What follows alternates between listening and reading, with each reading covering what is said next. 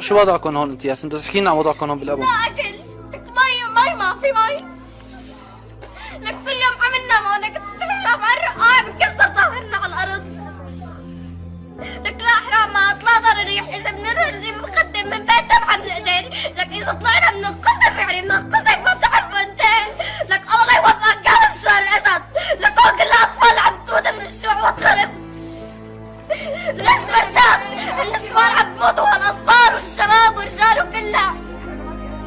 يعني انا ابي ما هون، شو بدي لكم يعني؟ حسبنا الله ونعم الوكيل. يعني بس طالبين منكم الامان، لك الامان يا اخواني الامان، لك يا الله كل الدول العرب ما عم تحسوا فينا، لك كل هالبلاد ما معنا، لك بس غير الله معنا الحمد لله. الله يفرج يا رب، الله يفرج.